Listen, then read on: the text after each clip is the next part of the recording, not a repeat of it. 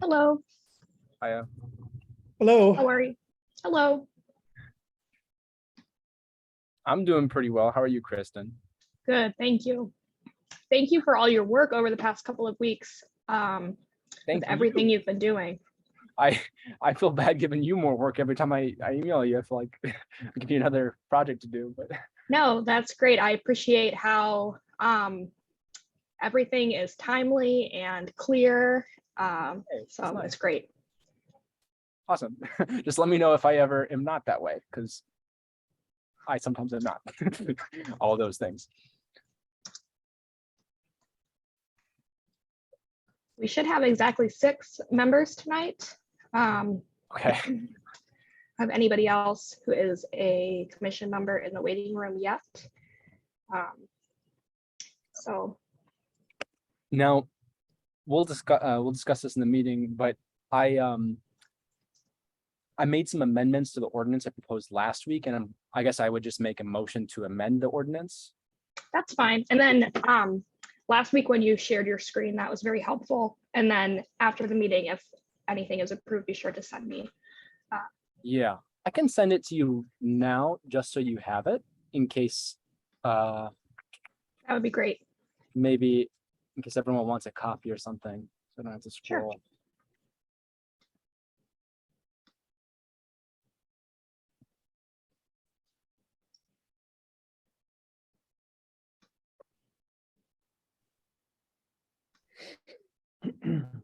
And I highlighted the amendments by putting in red text. I think I got Okay. all the new text in there, so it'll be easier to know what changed.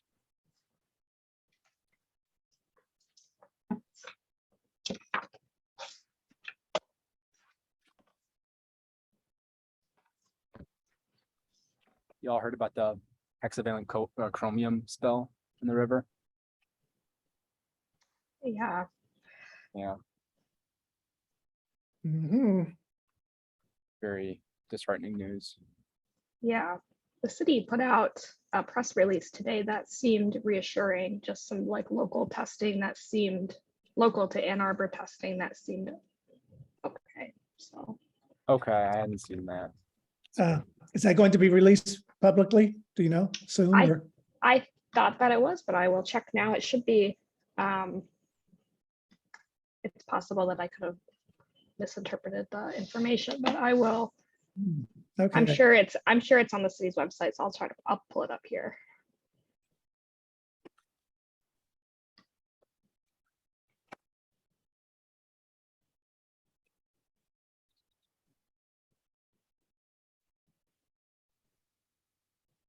I I have saw. a couple of neighbors who are very concerned about it, and they somehow assume that since I told them I was on the Renters Commission, that I would have information on it. I said, no, I'm not attached to that part.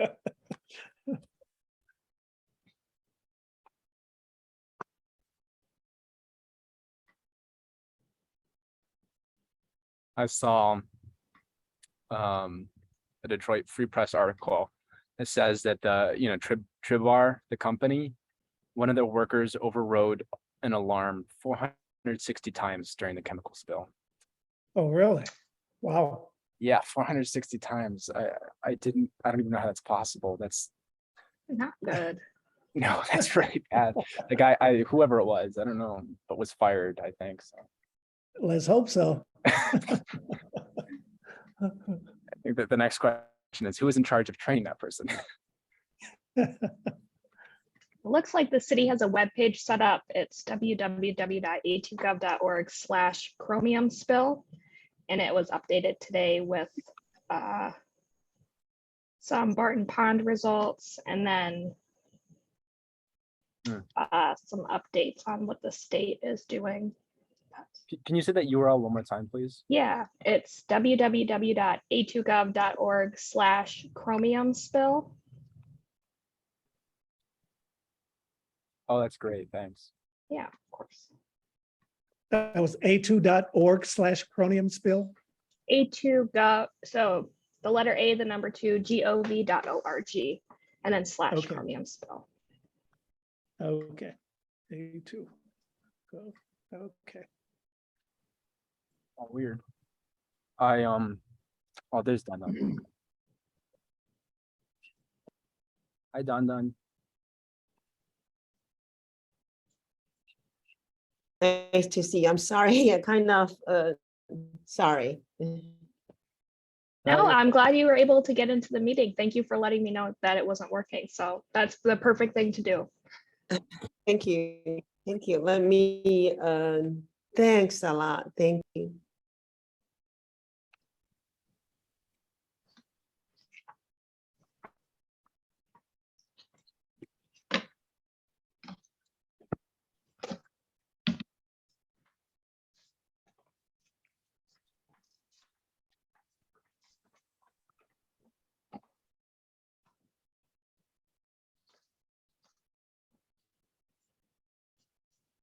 Hey, Don Don. Yes. What are the tones on your name? Oh, you just say the first tone, flat. Don Just, Don. yeah. But actually, most of the time when people call me, it's just the first part of Daniel. You say Daniel part 12, Dan. That will be fine.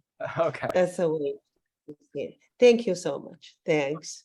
Yeah, and what's the tone in your last name, Chen? Second. Okay.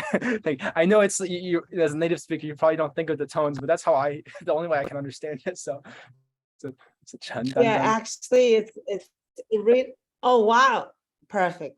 Thank you so much. It's it's really good. Actually, just say whatever you say, and if it's there, it's okay. But Okay. that's the English name now. We're not Alright. speaking Chinese, but thank you so much.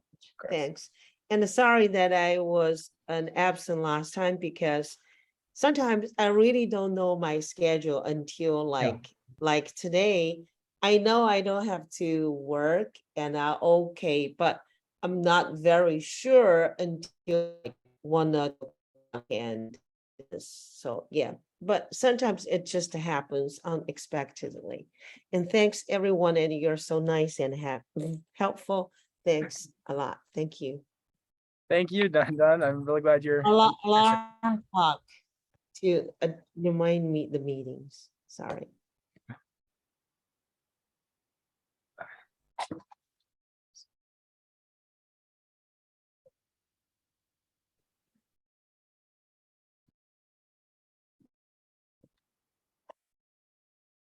Do you know if Commissioners Rosen and Rommel are planning to attend tonight? I thought so.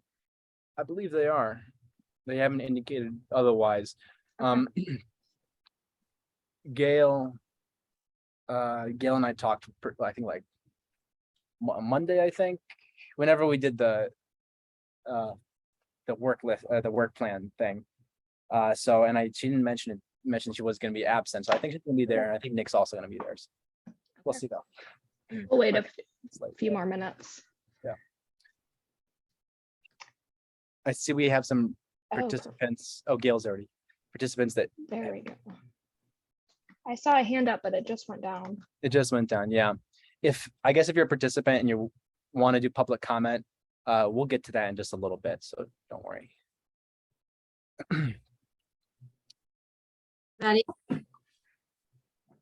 Hello.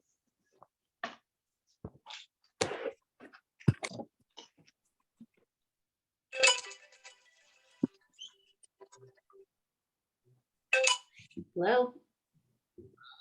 What's going on?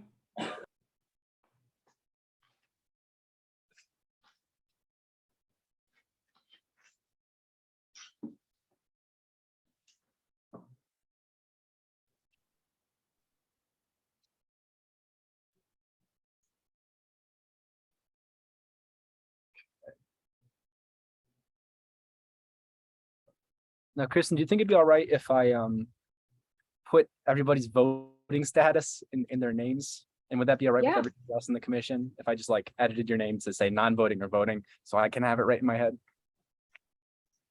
I think that's a good idea. Great.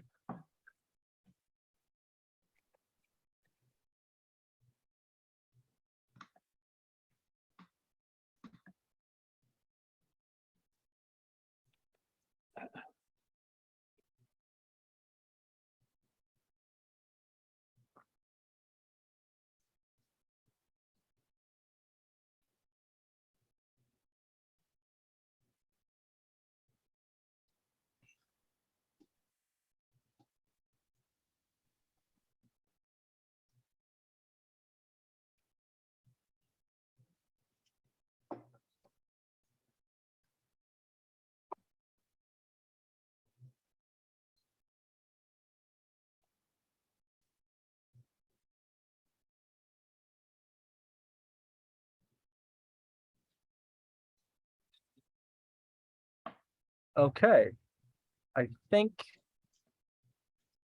Do you think John Reiser wants to be a participant or panelist rather? We'll move him in at that discussion item. Wonderful. Okay, well, I'm pretty sure that's everybody who we're expecting, at least for the voting members. So that means we can get started. Let me just open up my notes. Thank you again, Kristen, for compiling those notes. It's very helpful to let the full script.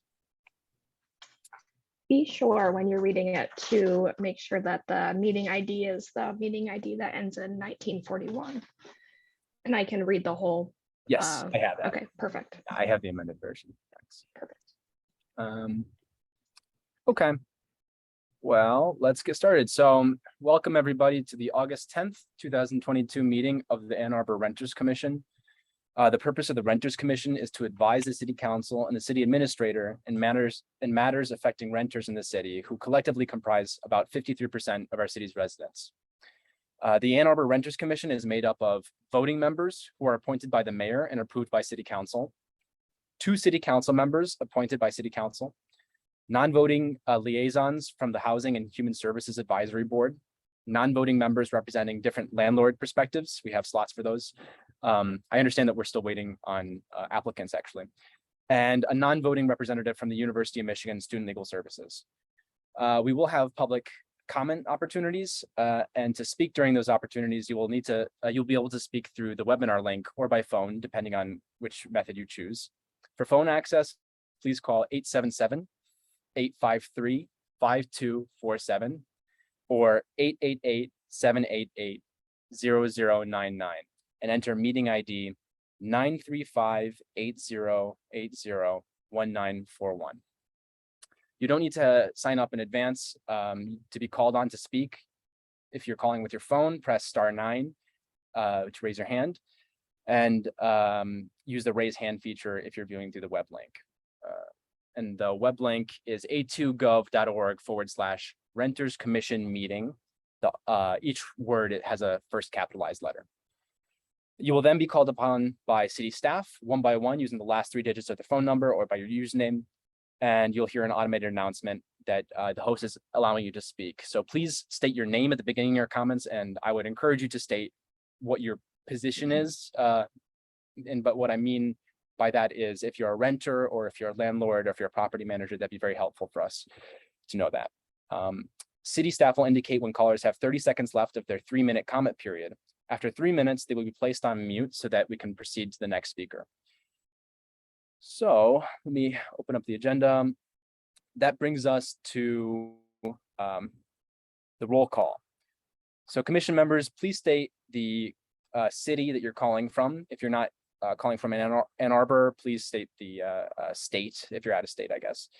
So we'll start with myself, Zachariah Farah. I am here. I'm calling from Ann Arbor. Commissioner Chen. Yes, I am Dan Chen. I'm calling from Ann Arbor. Thank you very much. Commissioner Welch is not here, I don't believe. Commissioner Peterson. Hello, I'm here calling from Ann Arbor. Thank you. Welcome. Commissioner Kelly. Here, calling from Ann Arbor. Welcome. Commissioner McCurdy. Hi, Richa calling from Ann Arbor. Welcome. Commissioner Cohen-Smith. Okay, absent. Commissioner Redmond. Hello, I'm here. I'm calling from Ann Arbor. Welcome. Commissioner Cato. Commissioner Rumel. Councilmember Nelson. Hi, I'm calling in from Empire. From Empire, Michigan, is that right? Welcome. And Councilmember Regina, who is absent. Then we have our U of M Student Legal Services Liaison, Gail Rosen. Hi, I'm calling from Ann Arbor. Welcome. Appointed Housing and Human Services Advisory Board Liaison, Karen Wanza. Just make sure they're not in the Okay, also absent. All right then. So now we'll move on to the approval of agenda. So do we have a motion to approve the agenda? Motion. Okay, motion made by, actually, before we proceed, do you all mind if I just call you by your first names? Is that all right? Okay, if you prefer that I call you commissioner or liaison or whatever, you can just tell me, but after the last meeting, I was kind of feeling a little weird, so we should probably just do first names. I think probably we'd all prefer that. So motion to approve made by Richa. Do we have a second? Seconded. Seconded by Patrick. All in favor say yay. Yay. Yay. Yay. Okay. All opposed say nay. Yay. Nay, was that from you, AJ? No, it wasn't. Oh, I'm sorry. There was something glitching on my end. Okay, so that would be approved unanimously. Now approval of last meeting's minutes. That would be the July 26th meeting minutes. We will have the minutes for you at your next regular meeting next week to approve. Okay. I got ahead of myself. No I was worries. in this. Okay, yeah, thank you. Okay, then that brings us to public comment. Yes, so this is an opportunity for members of the public to speak for up to 3 minutes. If you'd like to address the Renters Commission, if you're on your phone, please press *9 or use the raise hand feature if you're viewing through the web link, and we'll go by in sequential order based on who raised their hand first. Kristen, would you like to call on people or shall I? Sorry. I'll call on people. And I've set a timer on my phone for 2 minutes and 30 seconds, so it will chime when there are 30 seconds remaining. Thank you very much, Kristen.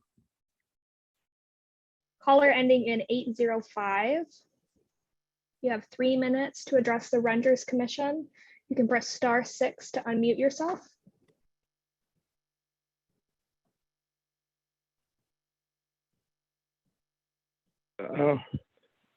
I have some questions, but I'm not ready right at the moment, and I'd like to be called on in a few minutes where I can organize my thoughts a little bit better. I was unable. Is there a Zoom meeting where I can see the meeting? Yes, if you'd like to watch the meeting instead of listen over the phone, you can attend the meeting by going to a2gov.org/Renters Commission meeting. On Zoom or on the web? It will be on Zoom.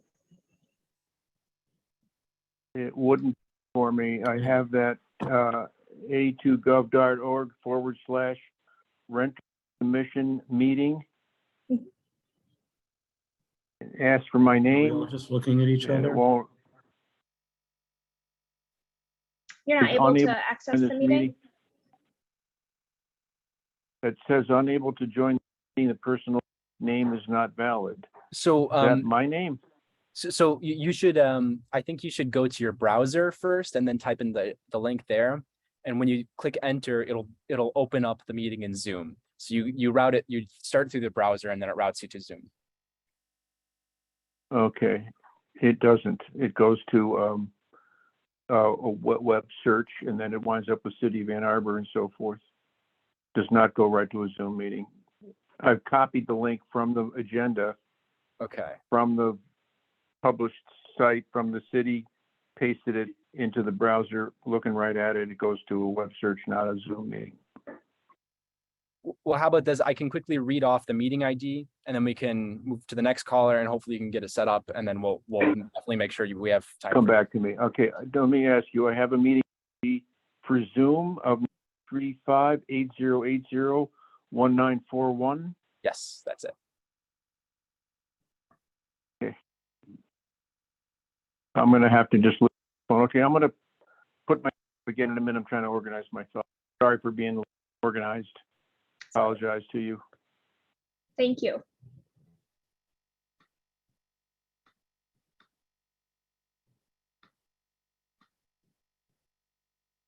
All right, if there are any panelists or any attendees in the Zoom meeting who would like to address the Renters Commission for 3 minutes, you can raise your hand.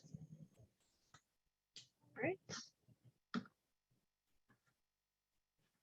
Zoom attendee with the username Zachary, you have 3 minutes to address the Renters Commission. Hello. Is Hello. my audio's on. So I want to be brief today, but I'm a renter. But I am wondering if you've heard from other people. I don't know, in the back of my mind, I just know that my landlord and or my property manager is probably listening to these meetings and hearing my frustrations and all that. And so have you heard that from other renters who possibly don't want to go on public record because of that? And, you know, I'm banking on this right to renew coming through. So, you know, if my landlord's listening to me, hi, and I just wanted to just share that, because it's not going to stop me from listening and being active with y'all. And I appreciate the work that you're putting in to this. And that's it.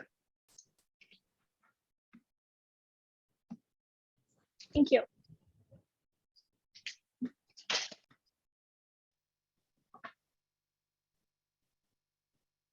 Are there any other attendees who would like to address the Renters Commission for 3 minutes? You can raise your hand now.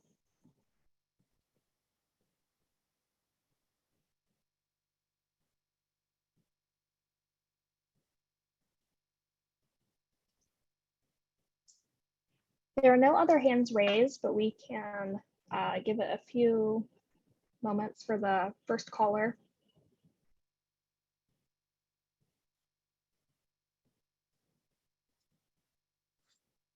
Yeah, perhaps we could do a public comment at the end as well, in case they haven't figured it out, you know, I don't know. And public comment after the business item, after the discussion. Okay. Will you move to amend the agenda to include that and then have someone second it? So we'll do it You know what? officially. They actually just raised their hand, the phone Oh, number first, perfect. so we don't have to do that. All right, caller ending in 805. Can address the Renters Commission for 3 minutes, and you can. Okay. Oh, perfect. Okay, great. Can you hear me? Yes. Okay, my name is Ken Land. I'm a landlord and I've been in Ann Arbor for 55 years. I'm trying to interface with council. This has all come up constantly the last few weeks to my attention. So excuse my ignorance. I don't have any power and I have no influence. I don't have any money to speak of, some. I don't know any bankers. I don't know any politicians. I don't know any financiers. I'm a guy on the street who basically bought a dumpy house in 1976 and fixed it up and lived there for 22 years and then out, and that's how I became a landlord. So I have never voted Republican my entire career, exception of Ingrid, who was a person for mayor. I have some questions about these ordinances. What I don't be perceived as being hostile. I think tenants should be protected. I got several questions. Why is there no landlord protection? Otherwise, there's an asymmetry of balance in favor of renters. We have no voice to council. We have no commission. Council will not hear me, refers me to the commission, and they listen to you only. Second, is there any science, mathematics, statistics, longevity study, or case study on not being able to allow a background check for the purposes of tenancy? In Oakland, California, this same ordinance resulted in fewer minorities being offered leases because of that. There's some story to it, but that's what happened. Is there any, here's with the ordinance 2122, giving the current tenant 200 and I don't know what it is, 240 days to make up their mind. The people who want an apartment and are ready to make up their mind are now blocked from renting an apartment. They can't get a lease. I've had a number of these people come to me in tears within the last few days. Is there any science, mathematics, statistics, case studies, longevity study on how many people are blocked from renting an apartment versus how many people are legitimately helped by being protected by the ordinance? So they have some legitimate needs like family matters, admission to another college, waiting for the door, medical issues, family issues. But I heard that what has been told to me, I don't feel like it and I don't have to, so therefore I'm not going to give an answer until April 1st. Therefore, people who have made up their mind cannot rent an apartment and they're forced into a more expensive apartment than they don't want to rent. And I want to know if there's any math, science, statistics, longevity study, case study on how many people are being harmed by their access being blocked and how many people are legitimately being helped rather than just affirming a need. Another, I have asked council and I've been stonewalled. I propose a show cause to put off the decision past the 70 days. Every single proviso of the ADA has a show cause requirement. If I want to support animal, and someone should have a support animal. If I got modifications to medical necessity, and they should have that, I'm supporting of it. They have to show cause. In Ordinance 2122, there is no show cause. So it is not consistent with any other protection federally, or so I would like that be put in place. And I have not heard a single reason why this has not been able to be done. Let them show cause. And at the same time, on this, I don't know what this latest ordinance to not be able to evict somebody, and I can't remember what's being, not fair chance, but just cause maybe. Why are they requiring the landlord to show cause for them to be terminated, but they don't have to have a show cause to stay there? This is not equitable. It's not fair. I am not a rich, powerful, greedy hero of American capitalism. I'm a guy on a street who worked my whole life to make a retirement income that is now being jeopardized. If I have to wait to April 1st, I have to turn good people away. And I am risking a vacancy. One vacancy will hurt me. I don't have 250 units, 1,000 units. I got a small handful of units. One vacancy will hurt me. I have to turn a tenant away for someone who can't make up their mind and then they move out anyway after April 1st. Sorry, I'm not going to live there. Now I've turned away several good people and I have to scramble for a tenant because someone didn't feel like it and they want to maintain their rights. And I'm saying that's fine. Let them show cause and be protected. This would solve it for everybody. They get the protection if they need it, and the landlord gets to be able to write a lease to somebody who needs it. Okay, that is the preponderance. What I want to do here, I went to a Saturday morning physics lecture at U of M, and be a scientist, not an activist. Use science, statistics, mathematics, case studies, trailing history, support a necessary agenda, an agenda that I support, not something that feels good for political reasons because it backlashes. Thank you, sir. One last example. I got one last example. Okay, please be When I brief. was a student at U of M, can I be indulged just one last example? Please be very brief. I was a student at U of M. If you all know what SDS is, the Students for Democratic Society. This was a socialist organization from the 60s and 70s. A friend of mine, her father's a physician. She became a physician. Her father gave her all the money she needed. She still qualified for food stamps and got them because her 1040 showed her income level, and they refused to ask her if there was somebody else contributing to more than half her support, because that was an inequitable question. These inequitable are noble, but they blow up without math, science, statistics, longevity study, and the ability to stop abusers. Thank you, sir. Thank you. Thank you very much. And I can give you my phone number if you want to call me. 734-320-5805. Anyone on the commission, please call me and let's talk about this. I am not hostile to the ordinance. I want it to Thank be you, able sir. to I'm protect placing you everyone. on mute. Thank you. Okay. Kristen, do you mind, are we allowed to respond to comments briefly or?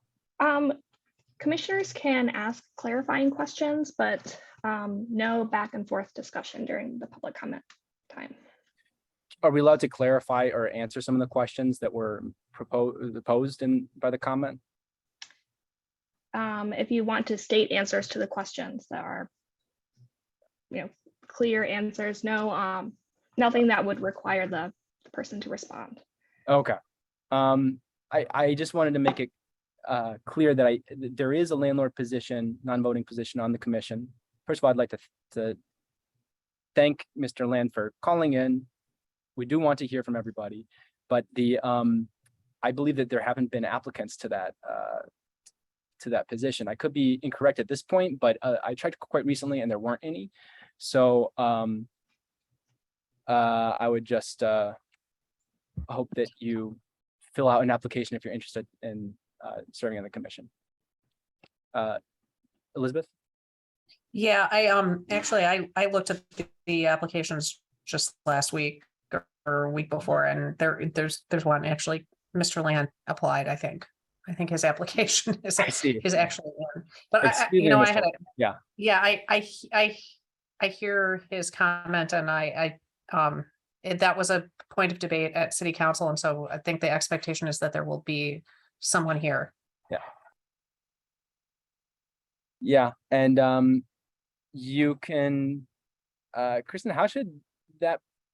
Is there an email that should that person, if that person wants to send us an email as a commission, who should they contact?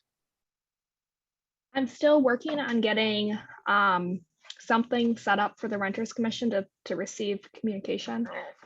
For now, a person can email me, and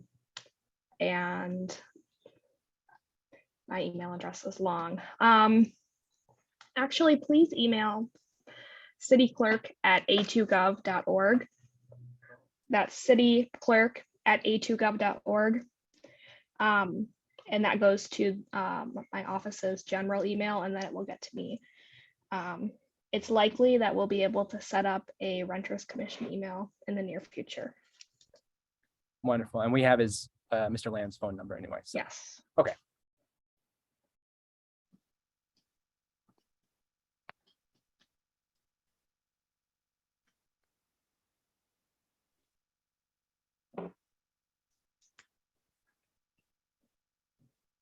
Are there any other? Oh, I see your hand. Yeah, Go just ahead. to clarify, the second caller said that the ordinance gives tenants 240 days, but it's actually 210 days before landlords can show apartments to prospective tenants or enter into new agreements. So just wanted to make sure we're staying accurate. I guess it's important for especially landlords to know what's in the ordinance. So.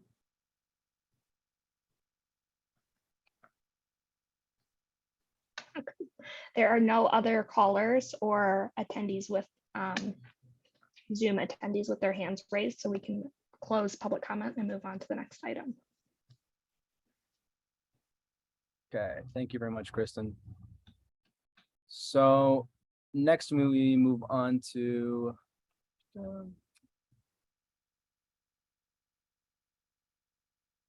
our business, and we have one piece of business, which is the discussion of proposed right to renew ordinance. Now I'll give everyone a second to go onto their agendas and open that up.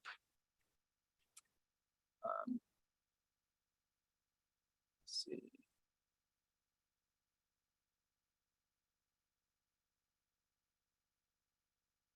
So just to recap, at the last meeting, I brought forth a resolution that was endorsing some ordinance language that had been written back in February and had some, I think there were some slight changes since then. And there was a coalition that was built of a number of organizations, including the Graduate Students Union, Rackham Student Government, let me see, the Washington Housing Alliance, the Huron Valley Area Labor Federation, the Ann Arbor Tenants Union, the House Officers Association of the University of Michigan, and a couple others. I won't go through all of them. And they so far have collected over 700 signatures in support of that language. So essentially what the resolution said is we, the commission, endorse this language as well. And we think that the council should vote yes, introduce it and vote on it. I'll mute AJ there. So okay, I'm also going to share really quickly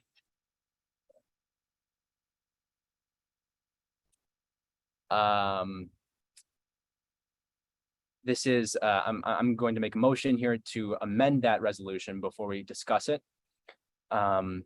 And here is a copy. Can you all see my screen right now? Great. So here's a copy of the resolution from our last meeting, but all the changes I've made are in red. So here I made some slight wording changes to a whereas clause. And for those of you who aren't familiar with writing resolutions, the resolutions are split usually into two sections. You have the whereas clauses, and then you have the resolve clauses. The whereas clauses give like some background to why you're writing a resolution, and the resolve clauses say like, here's the action verb. So we're taking a stance here. We want to endorse this. We demand that, whatever it is. I just want to make sure everyone's clear because not everyone's done, I don't know, Model UN or student government or something. Or is on the council. So I added in here another whereas clause, which I think is pretty important. The American Bar Association is currently urging all local governments to implement right to renew laws, although they call them just cause eviction laws, but the idea behind them is the same, and has provided the following explanation as a justification in doing so. Forcing a household to relocate imposes significant disruption and potential hardship on the tenant and should not be allowed without a legitimate reason. Allowing eviction without cause invites abuse, enabling a discriminatory, retaliatory, and otherwise illegitimate motive for ending a tenancy to be easily concealed behind a no-cause eviction. I also sent to Kristen the whole document where that has the American Bar Association's endorsement. They actually endorse 10 measures that local governments can take. They encourage local, state, and I think like regional governments to implement these rules. And like I said, the right to renew endorsement is on there too. And then another resolved is explaining here that I have the original language in Appendix A at the end here. This is from February. And then I have the amended language in Appendix B. And it basically says we want council to pass this amended language, which is in Appendix B. So I know that's a bit technical. Sorry about that. We'll have time for questions, but I just want to walk you through here that the changes that are made here are in bold. This is between the original right to renew ordinance language and the amended language. Essentially, we have, these amendments were made in consultation with two of our other commissioners, with Gail and with Nick Rommel. So we included an exemption for subleases, or leases of less than 200 days in duration. Then we included here within 100, we kind of clarified the whole when do the question of when does the landlord need to make the good faith offer. Within 180 days before the end of the current lease period, a landlord must notify each tenant in writing whether the lease will be renewed and must do one of the following. If the landlord offers renewal, the landlord must present a written lease renewal to the tenants for signature with the offer. If the landlord claims good cause for eviction, the landlord shall notify each tenant in writing of the grounds for the good cause. Okay, then the relocation assistance was changed. The relocation assistance payment shall be equal to 2 months' rent based upon the current lease rather than a fixed amount. We thought that there were a couple problems with a fixed amount. Number one, a fixed amount based on the median cost of rent that's adjusted for inflation probably wouldn't be adjusted for inflation by the correct rate, because inflation is very different for rental units than it is for everything else. It's higher generally than most things. And we thought that this would be appropriate because it would reflect the current tenant's lease. So if they're in a certain unit that costs $800 a month, that they would have they would be receiving relocation assistance that's that matches that for their next apartment. Okay, and then good cause, we added one bullet point here, which is that if fewer than all current tenants sign a renewal. So I guess let me back up a little bit. So if the landlord goes to the tenants and there are 4 tenants, say, and 3 of them sign the renewal contract offer, but 1 of them doesn't, that's what we included this here for. So if fewer than all current tenants sign a renewal, named replacement tenants must be acceptable to the landlord in the landlord's usual screening process. So if they run some kind of credit check or something like of that nature, they would have to go through that before they accept the 4th person that the 3 tenants found as a replacement. Then we adjusted here the Summary Proceedings Act. We removed one of the, I guess that would be C, which you would have to look at the Summary Proceedings Act, because I think C basically said that people could be evicted for being holdover tenants. And we removed that because that would kind of provide a way that this law could be abused and circumvented. But it includes the majority of the reasons in the Summary Proceedings Act for justifications to start an eviction process. And then the others stayed the same. So in all, there are 5 different reasons, 5 different categories for good cause. Just wanted to point that out. And then in remedies, we made it very clear that there is a civil infraction that's applied if a landlord doesn't pay relocation fees and doesn't offer the current tenant renewal, then there is a fee, like a fine, I guess, a civil infraction, not less than $500 and up to $1,000 for the second offense and only $500 for the first offense. And that's in addition to an order requiring the relocation assistance. So if the landlord tries to get out of paying relocation assistance because they didn't offer the renewal, they both have to, there will be forced to pay the relocation assistance and will have to pay the civil infraction. Yeah, let me see here. Yeah, and then to the extent allowed by law, a tenant who has been aggrieved by a violation of the section may bring a civil action for damages plus cost and reasonable attorney fees against the landlord. A court shall order, this is the new part, a court shall order 2 times the withheld relocation assistance for willful violations. So if the landlord is knowingly and willfully violating this law just because they want to, the punishment is higher. So I will open it up for any questions or comments on this resolution. Elizabeth, go ahead. I just want to say I really appreciate the solution to the multiple tenants in a situation, because this is a conversation that I've had with a couple of friends of mine who are landlords, and that strikes me as a really elegant solution. I just wanted to compliment that. And I also appreciate that you added the American Bar Association document in the whereas clauses, because want to give a shout out to Gail. I think Gail sent that to me, and then I was really excited to share it with people and say, like, see, this is what we were supposed to do last summer. This is what we were trying to do. I feel really good about this. I'm really eager to hear what other people's comments are, but I feel really good about this. This is great. Thanks. Of course, and thank you, Elizabeth. This language, I believe, is proposed by Nick Rummel. So thank you very much, Nick, for doing that. And Gail helped as well in the amendment process. So really, the thanks goes to them. And I just wanted to add here that a lot of small landlords already do have, they do a lot of this, if not all of it, because they think it's the right thing to do. So that they wouldn't be affected by this law, essentially, because they would continue their own procedures if they already follow these rules. Lucy?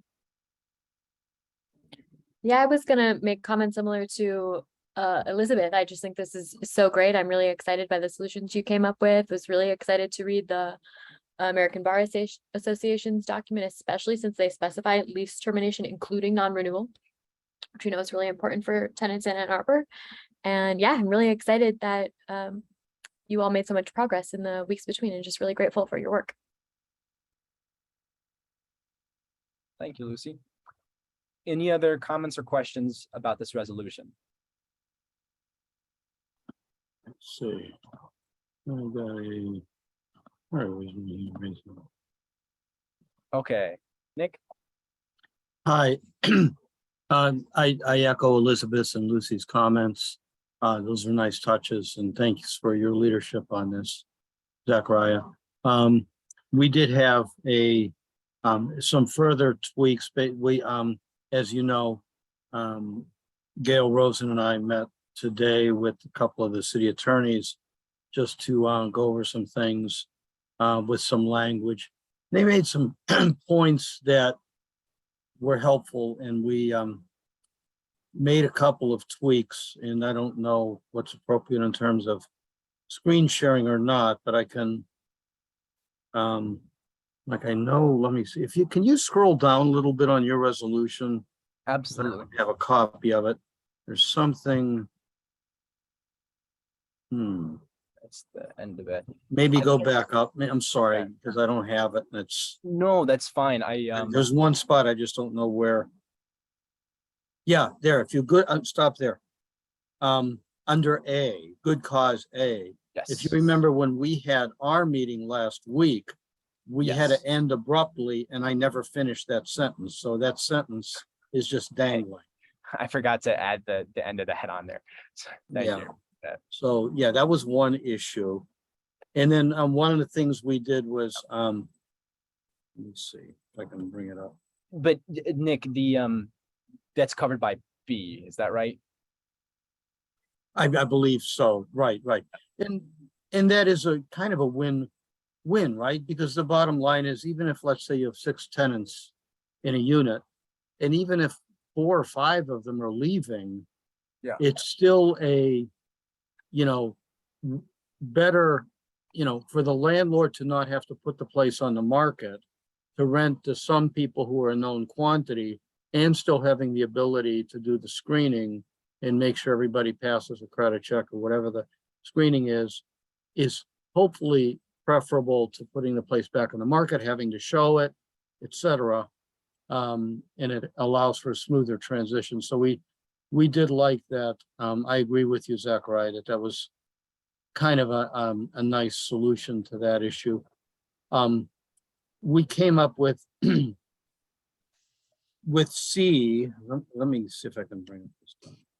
Is there any way Nick can share his screen so you can see the? If you give me permission, I can do that. Yep. Oh, I think Kristen might have to do that. I got it. Okay. So here I'll we stop go. sharing. All right. So one thing, and this was a really kind of a minor tweak, but we wanted to make that 180-day plus 30-day period exactly correspond to the early leasing ordinance. So rather than try to rewrite the time periods, we put in within the time period specified in the ordinance. That was And so that same issue is under A, instead of saying 30 days, it's within a time specified. And again, that's a 30-day period, but it's just, rather than try to redraft the amount of time, I don't want anybody to say the times are slightly different or the deadlines are different. And then we put, I think this is what we ended up writing to harmonize what you had written, plus the dangling sentence that I never finished with this, if fewer than all current tenants sign a renewal language. But again, it's the same thing. And then under the last change we made, well, there were second to last change, that, so there's this one anomaly that was pointed out. Your city attorney's office has been very helpful, just pointing out possible legal issues. And one anomaly that was pointed out is that under the Summary Proceedings Act, so that's the law that, you know, says you can evict somebody if you have certain reasons to evict them. One of the reasons in the Summary Proceedings Act is if a tenant is a holdover tenant. So the what if question is, what if a landlord completely ignores the right to renew ordinance, doesn't offer renewal, and then when it's September 2nd, the day after they're supposed to go, they say, you're a holdover tenant. I can evict you for being a holdover tenant, and that's a justification for not offering renewal to you. It's kind of a weird little bootstrap loophole argument. But in order to eliminate that argument, we said if the landlord can demonstrate a justification for not offering renewal, that's in existence at the time renewal is to be offered, that would permit a termination of tenancy. So if you're following me, this is a bit esoteric, but this eliminates any argument that the tenant is a holdover because the reason for eviction has to exist at the time renewal is offered. In other words, the landlord says, hey, you're always late with your rent, you know, you're always leaving trash in the yard, you know, you were busted for a drug raid, you know, last month. All of those would be, for example, you know, reasons you can evict somebody, but they all have to be known at the time the renewal is offered. And then the last thing we put on here, and this is something that many people have talked about, which is the workaround, the fee. And I just kind of threw this out there and then we had to end our meeting. But say, what if we just said you can't charge a non-refundable fee to any tenant or prospective tenant for the right to be on a waiting list or similar service to sign a renewal lease? And I just threw that on there for discussion. So thank you, Zachariah, for indulging me. But those are some of the thoughts we had. I'm going to stop share unless anybody wants me to leave it up there. Thank you very much, Nick. That's I really like what you did there with the Summary Proceedings Act. Thank you. I assume you spoke to John Reiser, and that's where Yeah, John was great. John was very helpful. thank you very much, John Reiser. As well as Jennifer, what's Jennifer's last name, John? I can't remember. Richards, Jennifer Richards. Hello. Yes, she was terrific as well. And she was the one who helped did a great job in playing a major role defeating the challenge to the ELO, legal challenge. I can't thank you enough. That really means a lot to myself, and I'm sure everybody on the commission that you all did that work. That's really awesome. Thank you. John, I'm sorry, Nick, could you send me the I'll send it right now. Document, and then I'll add it to my proposed amendment. Yeah, you can, harmonize them. Okay, great, thanks. Patrick? Yeah, just want to thank everybody for the hard work since last meeting on making these changes. The one thing that I do recall us discussing a little bit, I think, Nick, you were not particularly concerned about it in our last meeting, but it was the language about the owner will not be seeking to rent the premises for the succeeding term, and then not having a defined length of time that the term would be. So I was just wondering if that came up at all in the discussions over the last couple weeks, or if you wanted to say anything about sort of your thinking on that language. I can address that, Patrick. I think, in other words, is your example that the tenants just had a 1-year lease and the landlord says, I'm gonna renew, but it's just a 3-month renewal or something like that. Is that what you mean? Well, that they could say, I'm not going to rent the property again, but that time frame that they're not renting could be, I don't know, 1 month, and then they start renting again right away, or even less time Right. than that is. So it is, would there need to be language in there that sort of put more of a particular time frame, specific time frame, Okay, like the length of time of the previous lease, or 6 months, or a year, I don't know. So just Right. throwing things out there. and I'll address that briefly and then Mhm. any of the others can jump in. But to me, this is covered by good faith. You can't cover every situation by trying to legislate it. So good faith might mean if the landlord was going to put that on the market at a 5% rent increase, it would be bad faith to offer to renew at a 30% rent increase to the current tenants. If the landlord was planning to renew for a 1-year lease on the open market, but they only offer the current tenants a 2-month lease, that would not arguably not be good faith. So I don't know if any of the others want to jump in, but there are many examples. Like you could say, I'm going to renew to you, but I'm going to take away a parking space. Whatever it might be, good faith I would see it as you're seeking to renew on the same terms that you would rent if it was on the open market. And I agree. I do think that the good faith provision covers that scenario. And it may have to be, parts of it may have to be litigated if there's disputes over what constitutes good faith ultimately. Thank you. Yeah, great. And Patrick, did that satisfy your question? Okay, great. Move on to Lucy.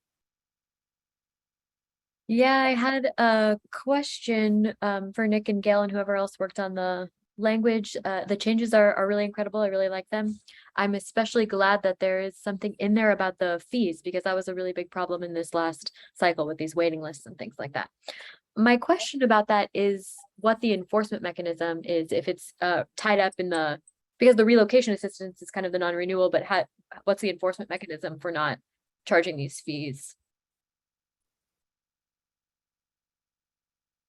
Again, I can address that. I think that's, if you go to the remedies section, it says a violation of the section is a civil infraction. So charging the fee would be a violation of this section. So it would be a civil infraction.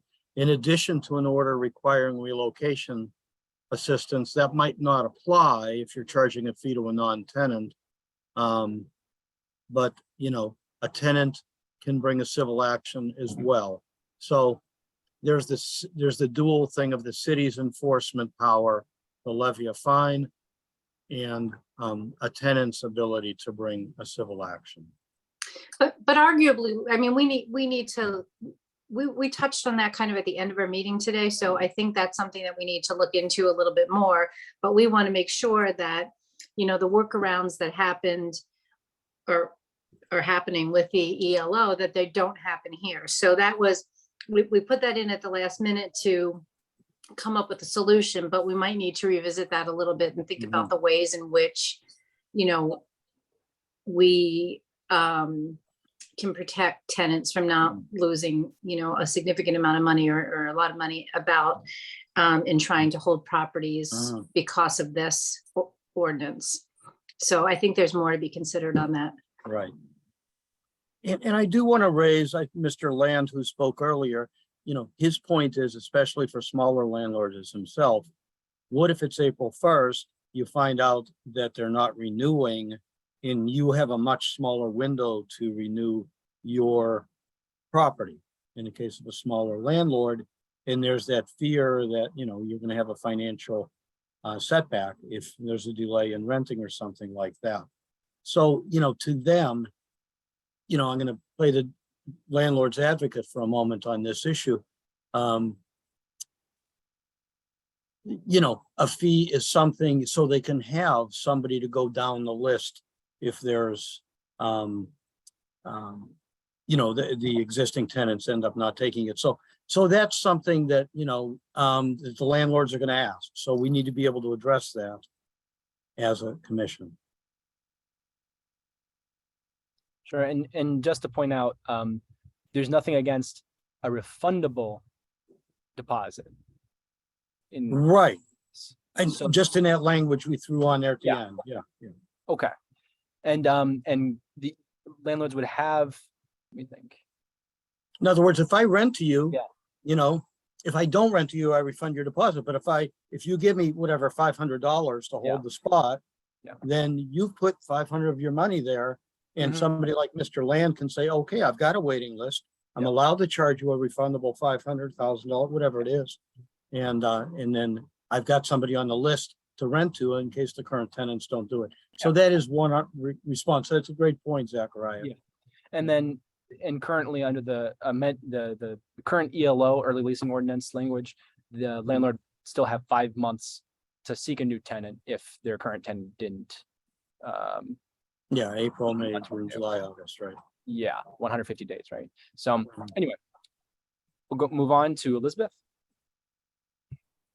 Thanks. I also wanted to express gratitude for that addition of the refundable fees. I think that's really, really important. I have told a lot of people and said publicly that I've learned a lot about our rental market because I hadn't experienced it myself. And that was one of the more shocking elements to me, the idea of these deposits that would be non-refundable. I found that just horrifying and wildly unfair. I mentioned it to Dana Nessel at a fundraiser at an event, and she agreed that it sounded crazy. I had a question about the mechanic, similar to Lucy's question, actually, I guess. How procedurally would it work for a landlord to communicate one of the exceptions to right to renew? What would that look like? I'm curious, would the landlord communicate it to the tenant, and then the tenant would then sort of be alerted to the idea that if they disputed it, they would need to sort of contact somebody like Gail and question it. So, here we go. Thank you so much. This is helpful. Okay. Yeah, of course. Okay. I think In writing. Oh, probably gotcha. Okay. A and B, right? Yeah, it was from Nick's draft of it that I was looking, and I was trying to, Yeah. okay, gotcha. All right. Okay, so then the tenant, then the ball's in the court of the tenant, and presumably if they feel like it is wildly unfair and inaccurate, whatever reason that has been proposed, then they have an opportunity to push back. Okay, all right. And they would still have quite, a few months left in that apartment, assuming that the eviction proceedings weren't being started right away. Okay. But That would be. Yeah, that makes sense. Okay. I just want to take a moment to point out that we've gotten really contradictory information from landlords around both the hazard of having these commitments delayed, the anxiety of, oh my gosh, if you make me wait this long, I won't get a tenant and I'm going to lose the value of my property. And then at the same time, we get communications about how tight the market is and how there's a shortage of housing. And both of those things cannot be true at the same time.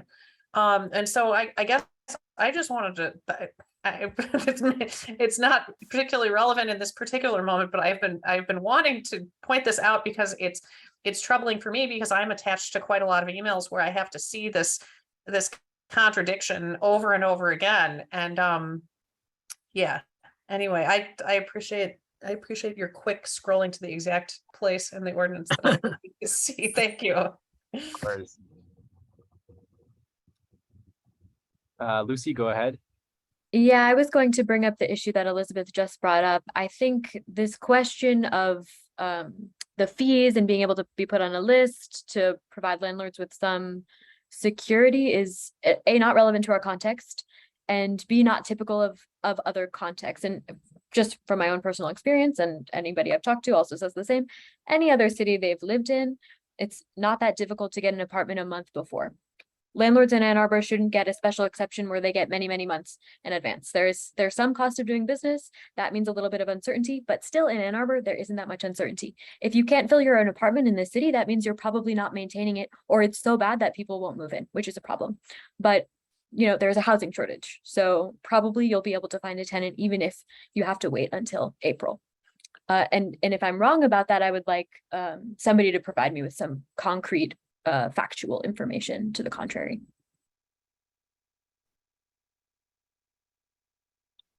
Thank you, Lucy. And I'll point out that I mentioned this in the presentation, but both the amendments to the ELO and this right to renew language, which, like I said, is endorsed by the Bar Association, the American Bar Association. They don't affect the supply of the housing. They don't affect the demand of housing. So there's still going to be the same number of tenants. There's still going to be the same number of rental units available in the city. So it's generally accepted that those are the main things that affect the cost of rental housing. So I hear sometimes from people concerned about any changes to our city code. Oh dear, you're right, Nick. It's the cat's birthday. He's 19 today. He's a little grumpy cat. He's a little unpredictable at times. Yeah. Anyway, yeah, I've heard the concern about this impacting the cost of housing, but again, supply and demand remain the same. And I haven't heard a convincing argument for why this would create any extra costs that would increase the cost of the rental housing. Okay, do we have any other questions or comments about this amendment to the resolution from last week?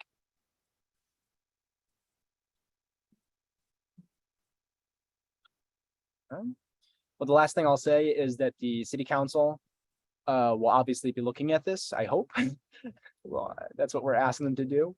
And if they do see any concerning things, they'll be talking certainly with our city's attorneys, and they're of course able to amend this as they see fit. Although we do request that if there's some significant amendments that they talk to us first, so we can be part of that conversation. Okay, then. I suppose we can take a vote on passing this amendment to the resolution, and then we can take a vote on passing the resolution itself. Does that make sense? Okay. So can we have a motion to, I guess I made the motion to amend the resolution. All those in favor say yay. Yay. Yay. Yay. Wait, hold on. Sorry, point of process. Yeah. I went over that other version that I just sent you and asked you. So were you going to harmonize those, or what are we amending? Yeah, I believe I already did. Let's go through once more. Oh, okay. Just to make sure. That's the point. So I added the language here within the time period specified in Okay. Okay. Oh, you work fast. Okay. Then I also amended down here. Okay.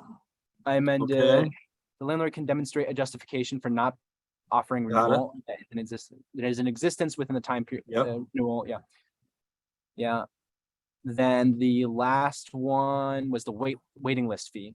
You work fast. Okay, I got it. Thank you. I think I got everything. And I do have one question before we vote. So sorry, I got ahead of myself. And this is to Nick. When it says the time period specified in the Ann Arbor City Ordinance 8530, are you confident that that is specific enough? Well, if I bring that up, let's see, because I've got it teed up if you want me to. And I also have that pulled up. Okay.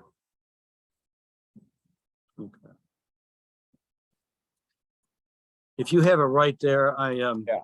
This is the part of the city code 8530, which is the early leasing ordinance language. This is what you want to see, Nick, right? Yeah. Let me. Yeah, I would specify 8530 subparagraph 1 A through D. Okay. I think that's a little bit more clear. What do you think, Nick? Yes. Yeah. So the first one is the Yeah, 1A through D, right. And then when they're sending back the acceptance, it's 2, A and B. Right. And you don't need to say A and B if you say 1. Sure. 8.531 and then 8.532 for the tenants reciprocal. data. Right. Now, did I guess I'll pass it off to Lucy. Thanks. I just wanted to ask where we landed on terms of the refundable fee. I mean, my suggestion was to say that no kind of fee, even refundable, should be included. I don't think I made that clear when I spoke, though.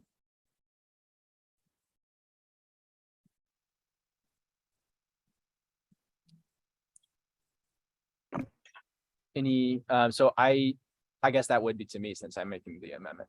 I haven't thought about that, and I'm not sure if I feel comfortable including that language because I'm not sure what the effect would be on the rental market, I guess. I can see how a refundable deposit might be a positive thing for some tenants. However, I completely understand the concerns about the cost of that deposit. So I'm thinking maybe we should revisit the cost and at another meeting, you know, have more time to think about what the effects would be. But I saw a hand from John Reiser, but maybe you don't want to. Okay, it went down, so I'm going to take that as a no. Oh.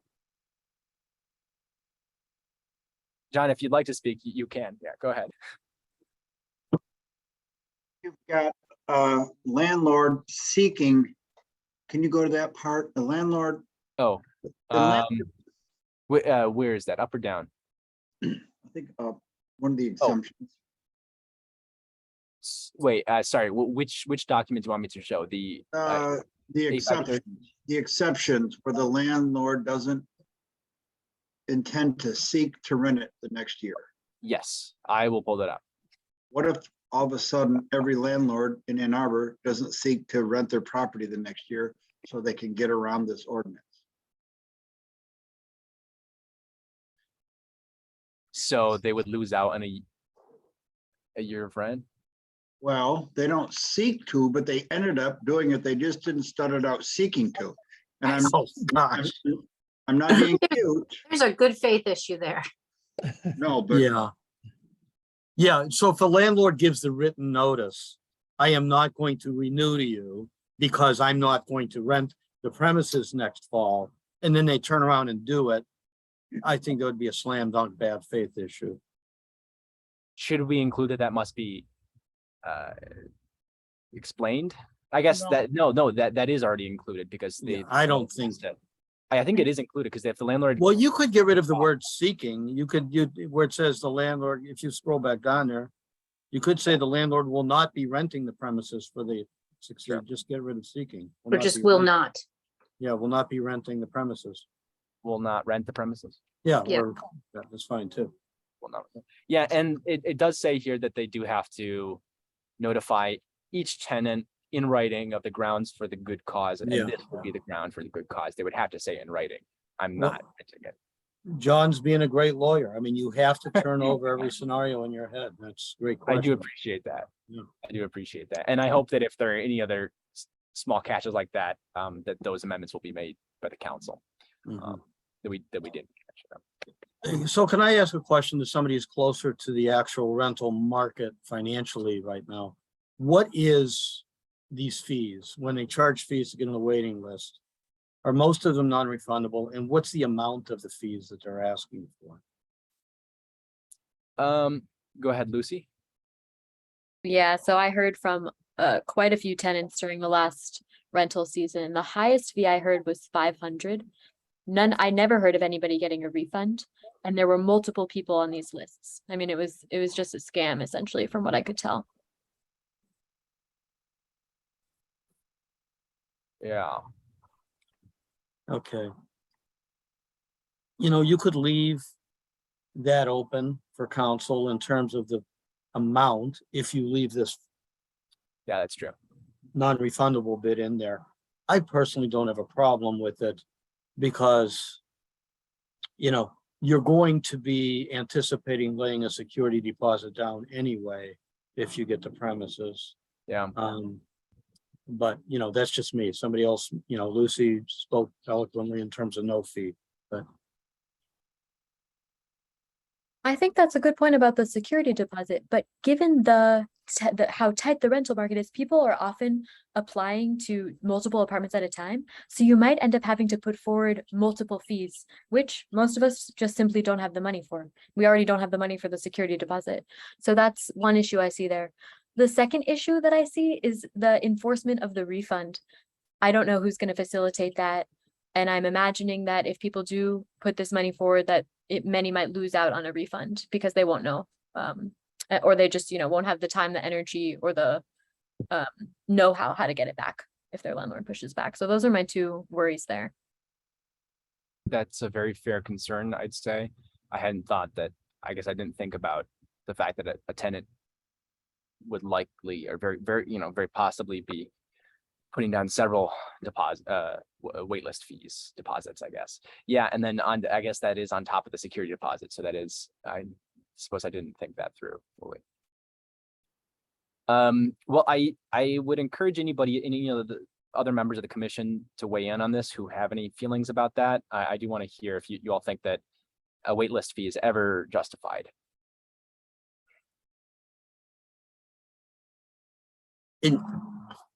Go ahead, Nick. Yeah.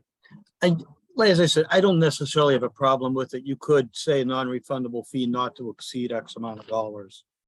I see. I mean a refundable fee.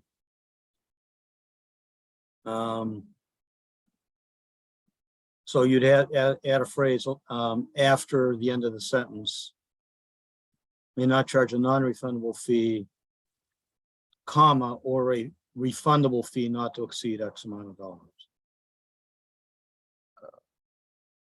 Okay, I see. And Richa, go ahead. It's not clear to me what the purpose of this fee is for a landlord. I mean, I would go further and say even things like application fees seem very unnecessary. Once a tenant even gets closer to, if an apartment is available and we sometimes have to pay application fees, those are also quite, I mean, I did that for my first apartment, I didn't for my second. So I don't see why a landlord is charging any money for a wait list. It just doesn't seem to have any meaningful purpose in my mind. Yeah, I suppose in the circumstance that was situation that was proposed by Mr. Land, our public commenter, if the current tenant bails and there's 5 months left, and the landlord needs to find somebody, I guess the idea is that they could have somebody already lined up on the wait list, and that the fee would make it more likely for that person to continue with that rental unit. But then again, if it's refundable, then they would just get it back. And I don't know. Yeah, I don't know why that. I can't think of a purpose for that. Go ahead, John. Hang on, am I muted? Yeah. Yeah, you're a little muffled. Yeah, there my camera was dirty, so I was trying to clean it up. So I don't know. I'd like to know a little bit more about the fees for a wait list.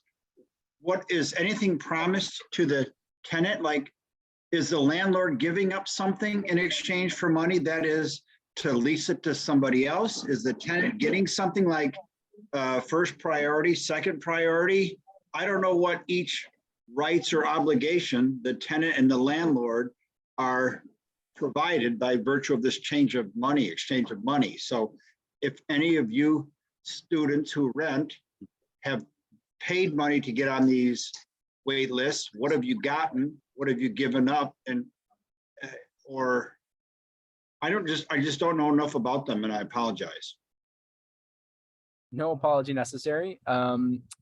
Maybe I could ask Lucy if do we have any information? I know that Gio received a lot of emails detailing that situation, but did they ever talk about what the exact promises were in the wait list situation? Yeah, I could put together a report based on what I know if the city's attorney's office is interested in that.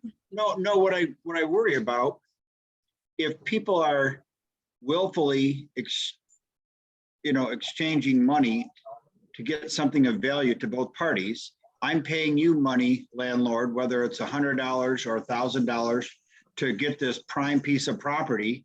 And I want that something of value, but I don't want to give you any money for it. So how do we prevent landlords taking property off the market for a wait list, or does a wait list not take it off the market? I guess I just don't know about these wait lists. What I don't want to do is end up having an ordinance that takes something unfairly that could give rise to a challenge. And I don't know, I just don't know enough about them. I'm just anticipating what a landlord might claim if we regulate in this area without knowing the impact. And John, a quick question to you. Do you see any issues with a ban on non-refundable fees? Well, not that I'm going to talk about publicly without researching it. I just wish they knew. I wish I knew a little bit more about how they work, and is a tenant entitled to get like a right of first priority? I think Nick and Gail, that's something worth paying for. Right of first refusal, and certainly in landlord it is. Do you get something akin to that? Go ahead, Gail. I think that they're all different, and I would have to go back and see, notes from students that I've talked to, and maybe Lucy has that, and maybe she and I could coordinate, but all different property management companies handled it differently. But it seems to me that many of them offered tenants the right to be, or offered students the right to be on reservation lists or waiting lists, and most of them had to pay a fee. I don't believe they got right of first refusal. I don't believe I'm not sure what the consideration was for that other than just being placed on the list. So, I could certainly dig into it a little bit more, because like I said, some people did it differently. There was one landlord, I think I mentioned to you, John, there was one landlord that was requiring people who were interested to sign a lease. And then if they got the lease, it would be countersigned. So that kind of prevented them from getting on any other wait list, because they had already signed a lease. And if the lease was countersigned, they'd be bound to it. So different landlords handle things differently. And I can try to look into that a little bit, because I think it would be helpful to know a little bit more. Yeah. Yeah, I don't know if it's like a waiting list at a restaurant where I'm on the waiting list and my name didn't get called soon enough, and I walked next door and ate there, and it's no big deal, or whether if landlord is taking it off the market for you. I guess I just don't know enough about how wait lists work and what we might be regulating. But anyways, yeah, you're gonna guys do a little deeper dive to find out what rights and obligations are bestowed upon each parties would be helpful. Yeah, I'm happy to do that. Go ahead, Nick. So actually, John, you just gave me a great idea. We could have landlords give out buzzers to tenants, and they say, hey, it's the apartment's up for renewal, and they send you a buzz, and if you show up, you get it. But in all seriousness, to answer your question, I think the ideal scenario for me is that it's a benefit. If you had a refundable fee, it would work in terms of a priority, and you are paying, let's say, $250 or whatever, to guarantee that if you're the first one, that you will be called first if the place is not renewed to the current tenants. And then if you maybe for $150, you'll be called second, right? And it's so a tenant is paying for a service. You're paying for something that helps your housing security, and a landlord is charging for something, is getting the benefit of having the security of a list for a fallback in case they don't renew to the current tenants. that's in the ideal way. I can see where it can be abused.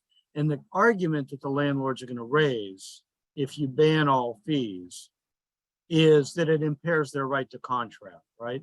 That they have a common law right to enter into contracts that are not illegal as long as there are two parties who are competent to contract, and that they can agree to something where one party pays something and they're getting something in return, which is the right to, be first on the list, what have you. And you're saying that if you ban all fees, that impairs it. I don't think, first of all, I don't know, Gail, you might know better than me what the current, what the courts in Ann Arbor, or John, you might know this, whether non-refundable fees like lease fees, cleaning fees, preparation fees, whatever they are, whether those are being enforced by the courts.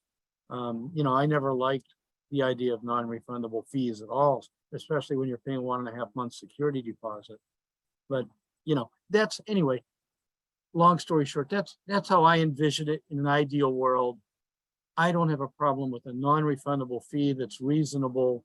And I would hope that tenants would be savvy enough to know that they're not buying a pig in a poke, that they're getting some kind of assurance of priority. And if there is abuse of that, like they're charging a non-refundable fee, that you can make a complaint to the city and the city will enforce that. Or Thank go you, to small claims. So thank you. Yeah, thanks, Nick. Lucy? Yeah, I wanted to respond a bit based on what I know. I mean, I received a lot of emails during this last leasing cycle about the wait lists. And they were not legitimate. Nobody was getting anything. People are just desperate for housing in Ann Arbor because there's not enough of it. So people are willing to put $500 down. So they weren't getting any guarantee of any kind. It was ELO created this. I mean, there was a narrative that many people followed, which was ELO created a disaster for us. We're not allowed to sign with you. And so all we can do is keep these wait lists. So for their non-tenants, prospective tenants, they collected fees up to $500 to the best of my knowledge. And from their current tenants, they said, you could put down 1 month's rent in advance, and then maybe we'll be able to hold it for you, but we can't make any guarantees at this point. And they blamed the early leasing ordinance, which was of course a lie. So that's the issue there. But just to address the question of if they were paying for something legitimate, I don't think we should put ourselves in a situation where wealthier tenants can buy their way into an apartment just because they can put more money down. I mean, I think we should be regulating against that as much as possible. So I think there shouldn't be any fees. You shouldn't be able to get there first. And our laws should be based around addressing the affordability crisis, since fees add a lot to that. Personally, like I pay $500 a month in fees which are totally random and completely unregulated. And encouraging housing stability rather than pitting tenants against one another by having them pay more for more access. Okay, thank you, Lucy. I certainly share a lot of your concerns there. Since I'm the one who's making this motion here that we're discussing, I'm wondering I guess the question is, do we keep this in or not? Do we try to address this at a different point? I'm concerned that if there is a legal issue that's being proposed, or being posed by this waiting list fee clause, that we could endanger the entire ordinance. And I didn't mean to do that. I just was trying to get a general inquiry onto how these wait lists work. How much do they charge? Are they refundable? Are they not refundable? And what are you getting for your money? And what are you giving up if you're the landlord? That was just a general inquiry into a subject I just don't know a lot about. Yeah. It was not meant to be construed as legal advice. No, that's all right, John. I understand that. I appreciate the question. Gail? Well, I wonder if we want to consider taking it off for now and let Lucy and I do a little bit of research and then make some, I'm not sure if I know what the process is moving forward at this point. So I wonder if that gives us time to kind of look into it a little bit more, but continue to move the ordinance forward with what we have. Yeah, as much as I really appreciate Nick's addition of the waiting list fee ban here, and I personally agree with it, I don't want to endanger the rest of the ordinance. And so for that reason, I think that I'm going to remove it from my proposed amendment. And yeah, Lucy, are you willing to work with Gail on doing some research on that? That sounds great. Yeah, I think that's a good solution. I was gonna propose we keep it and put like a really little fee, but researching more also sounds great to me. If we're going to address it, I personally would rather that we get some data on it and address it right. And I think that hopefully we can do it at our next monthly meeting. Okay, so I'm going to remove that. Does anybody have any points or comments or questions before we move on to the voting of this? Nick, did you Just have? a quick question for Gail. What are the courts doing with non-refundable fees? Are they upholding them? Well, I know there was a case, although I can't remember the name, where the cleaning fees, for example, Right. non-refundable cleaning fees were upheld. So, I don't think that's a problem. I have argued, but I don't think it's ever been decided by the court, that certain fees are punitive and not reasonably related to a landlord's actual costs. It's the so Studelberg case, right? Yeah, that sounds right. Yeah, that's right. So yeah. So non-refundable fees are legitimate if they're contracted and bargained for, according to that Correct. case. Okay. Gail or Nick, how should I write this? I know Gail, you pointed out that we should do 8-530-1A through D. You can just do one. You can do, but it's in parentheses. Like with a space like that. I believe so. Yeah. I don't know if you need the space, but I'm not really sure. And then right here it says. Yep, that's perfect. That's correct. It says 2. Yeah. But I would add. That is correct. Yeah, but I would just add Ann Arbor ordinance before the 8:532. So you know what is. Sorry, could you say that one more time?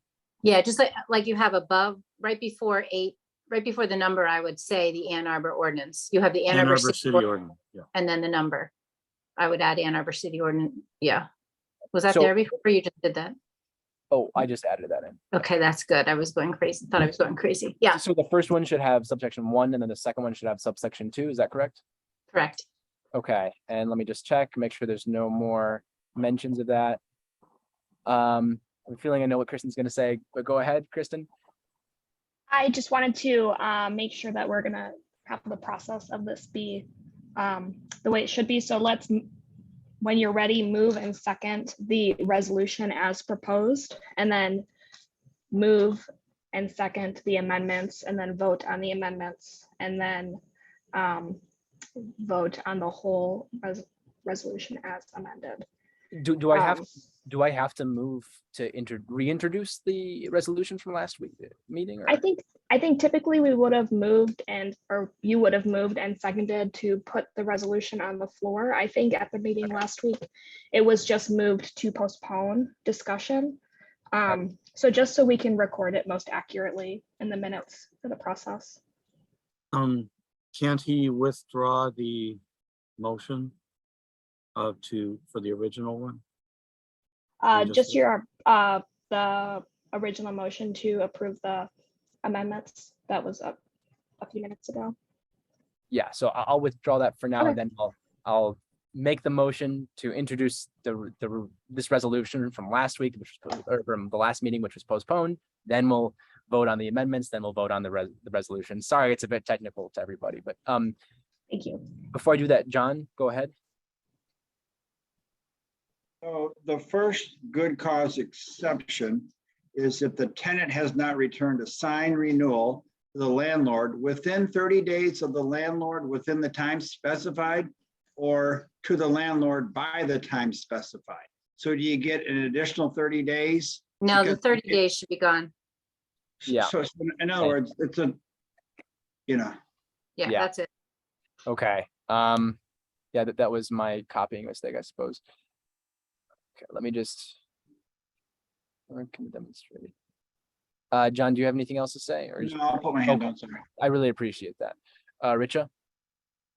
Sorry, really quick question about what signed renewal means. Like in my experience, this is an email conversation typically for renewal, and or look, So, yeah, but at the end of the day, there is a contract that you have to sign that says I'm doing this for another year. I'm just trying to remember if I signed my contract exactly within 30 days or if I confirmed over email within 30 days and then we set up an appointment to actually sign. But I just wanted to clarify what the Yeah, I'm guessing if a landlord has a tenant that they want to keep and they've notified them and they've given them renewal and say that the tenant takes 40 days, I'm guessing the landlord in the vast majority of cases that is just going to say, yeah, let's keep you on. Yeah, I do appreciate that. Okay. So I will make the motion. I motion to bring to the floor this resolution from the last meeting. Do I have a second? Second. Okay, seconded by Lucy. All in favor say yay. Yay. Yay. All opposed say nay. Yay. That was a yay, right? Okay, I think that's a yay. All right, thank you. So that passes. So then the resolution from last meeting has been introduced. Then I motion to make the following amendments to that resolution that we've just discussed. Can I have a second on that motion? Seconded. Seconded by Patrick. All those in favor of amending the resolution as detailed here in this Word document, say yay. Yay. Yay. Yay. All those opposed, say nay. Great, that passes. So now the resolution we're discussing contains all of this language. I'm going to make all of it black now.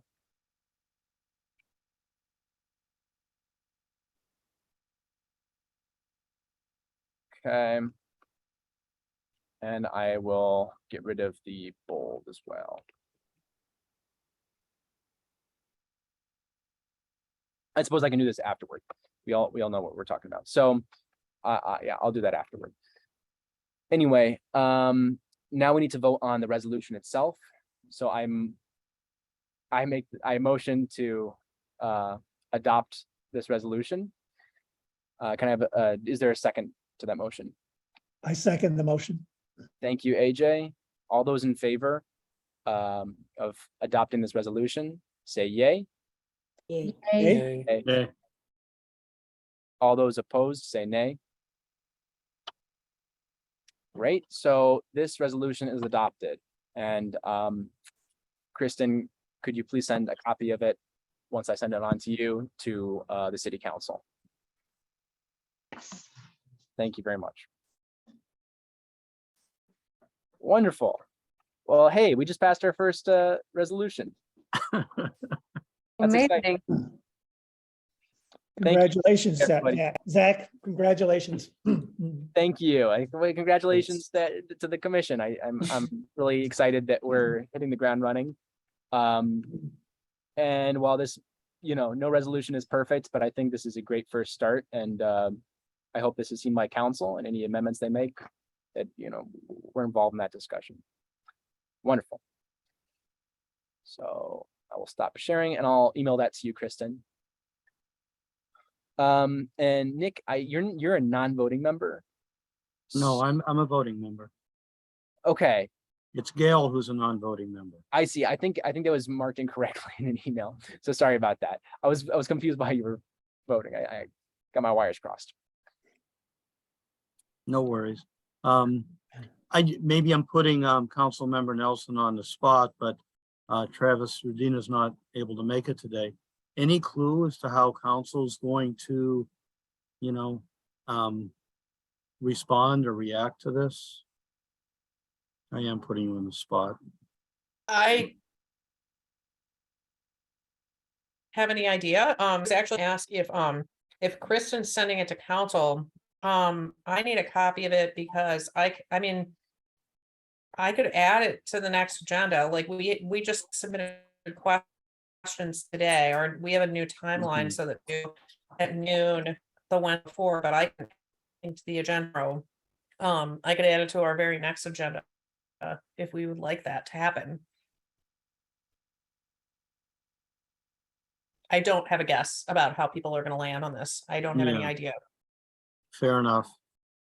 And thank you for your service on council. You will be missed. Thanks for being a strong voice for tenant rights.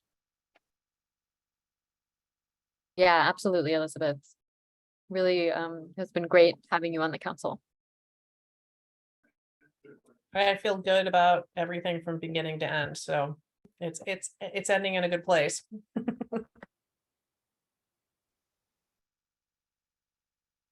I will send that to Kristen and I'll CC you, Elizabeth. Thank you. And I think we can talk further about what the next step is in terms of when it'll be, when it would be the right time to introduce it and if there are any other legal checks that are required. I don't know. And Okay. I actually have to sign off now due to a previous commitment, but thank you all. Really appreciate working with all of you and look forward to chatting again at our next meeting. Thank you so much, Patrick, for tuning in. I really appreciate your participation tonight. Take care, everybody. Cool. All right, then let me pop over to the agenda again. We can move into our next section, which is section 7, communications. I'm not sure. Kristen, could you explain this one? Because I didn't see anything attached to the agenda under that category. Sure.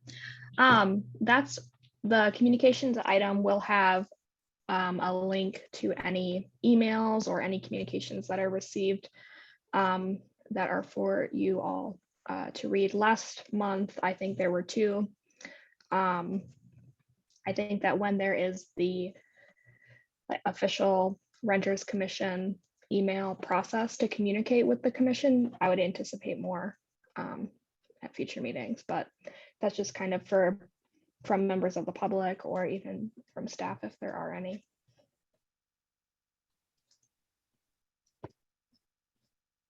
Okay, well, yeah, go ahead, Lucy.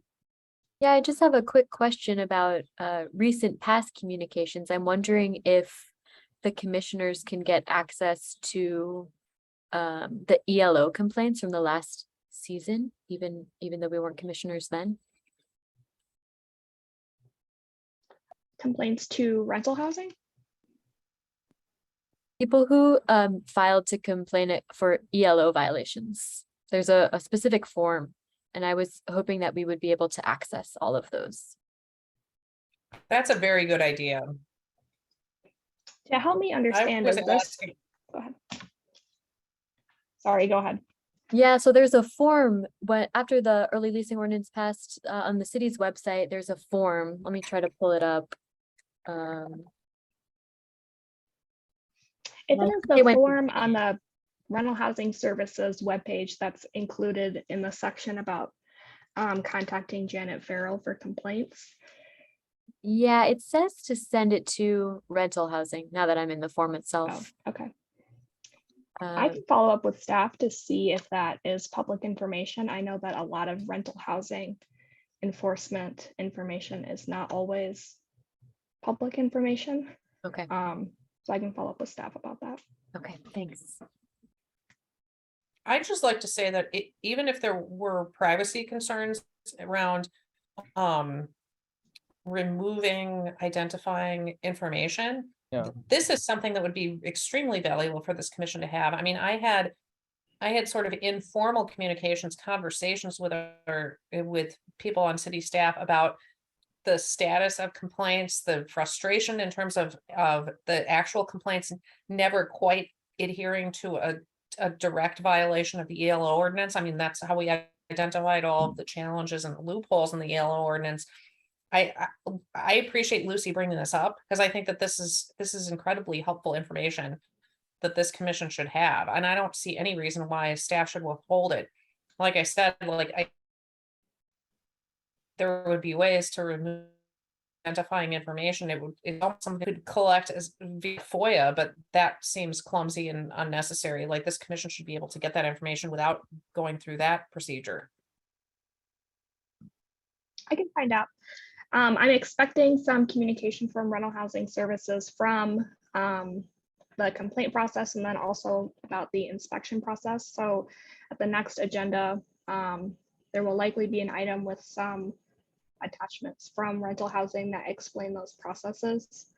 And then they've said they would definitely be willing to answer any questions you have after they provide that.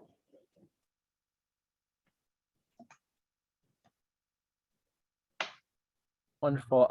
I guess before we move on, does anybody have any concerns about that? Because I'm personally in favor of making that request, but I just want to open it up to the commission, make sure nobody has any concerns.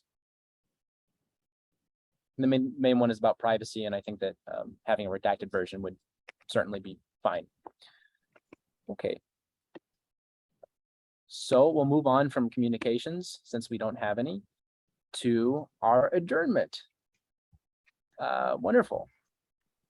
Unless, let me make sure that there wasn't, yeah, I don't believe we have any new public comments. There was, I think Mr. Land has, I just want to make sure that that is, yeah, that is, so I guess just to address that quickly, Mr. Land, I think only one, you're only allowed to make one public comment per meeting. However, we do have your number, and if you know, you have the phone, the email address at which you can contact us. So I would encourage you to bring any comments, concerns, questions in that way.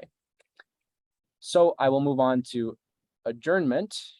Do we have a motion to adjourn our meeting on August 10th, 2022? Nick? So moved. Wonderful. Do we have a second? Second. Thank you, Lucy. Okay, all those in favor of adjourning, say yay. Yay. Yay. Okay. Nay. All those opposed, say nay. Okay, with that, we are adjourned. Thank you so much, everybody. I'm so happy with this meeting, and we went through it and we made some awesome changes to the resolution. I'm just very happy to see this move forward, and I hope that we can help a lot of people in our city. Yeah, this is great. Thanks for facilitating, Zachariah, and thanks for your questions, John. It was really great to have you here to get your feedback on the ordinance. Sure. Wonderful. All right, well, I'll see you all at our next meeting. Bye, Thank you, everybody. everyone. Thanks. Bye. I love that. Thank you. Good night, everybody. Bye. Good work. Thanks, Zachariah. Yeah. Thank you, Zachariah. Thanks, Kristen. Is there, Kristen, I have a quick question for you. It's regarding the website. There are some changes that I guess I'd like to propose. Should I just read out a list? Because I don't know who has like the editing access to the Ann Arbor government website. Yes, please email me. That would be perfect. I'll try to make it as detailed as possible to minimize That's- the work that you'd have to do. That's great. Thank you. Okay. And we're working with other staff to get an official Renters Commission webpage set up. It just hasn't been. Awesome. Uh, Okay. I'm thinking that we could maybe have like a little calculator on there that for the ELO. Okay. I'll write this all out, so don't worry about it. But I'm Okay. thinking, since there's a certain number of days from the end of your lease, maybe we could have like, oh, what is that time point for you, depending on your lease, and you'll be Okay. able to put it in. Yeah. But we'll talk about that later. All right. Thank you so Okay, much. Kristen. great. Thank Don, you. I'll see you There was later. one or two public comments. What was that? Do we have one or two, like city Two. council meetings, there's two. Do we also formally have two? Because I don't know that I saw two on the agenda. I thought that there was one, but the bylaws were amended to have it be 3 minutes. No. We can definitely change the next agenda if the commission did approve it in their bylaws to amend the bylaws to have No, one at the end. I'm also. just saying, careful about telling members of the public they can't speak if we allow them to speak. Like at city council, Oh. there's a guy who speaks both at the beginning Oh, and really? at the end because he does. So what I don't want I to do see. is like, where do we get off saying, hey, member of the public, you can't speak a second time if Gotcha. our rules don't prohibit that? And it might be easier just to let the guy speak for 3 minutes. Yeah. Keep the timer, Kristen, rather than run into squelching public input, even Yeah. though it has the impact or the result of him speaking for 6 minutes about something. So just, that's, Yeah, I That's all. understand what you're getting at. We didn't actually, I don't think we amended the agenda to include a second public comment. I had talked about it. It's not on our agenda. It's not on our agenda. You know what I Right. mean? It wasn't. Yeah, but if, to the extent that we Yeah. allow it, there Yeah. might, redundant speakers might be something that, Okay. according to past practice in city council, has been allowed. All right. Or at least I've seen it. I'll, yeah, thank you for that, John. I guess, I won't, any times when we have one at the end, if there's somebody who wants to give one at the end, I guess I'll think a little bit about what our protocol should be, but, I definitely won't prevent Yeah, people. but it's not the Zachariah Farah protocol. It's the Renters Commission protocol. Absolutely. So whatever you guys want to do, just apply it consistently. If it should be just like, be there early, speak for 3 minutes, and that's it, you're done, that's Yeah. fine too. Just apply it consistently, meeting to meeting, and, speaker to speaker. All right? All right. Thank you All very right. much, John. Yep, bye-bye. All right, thank you.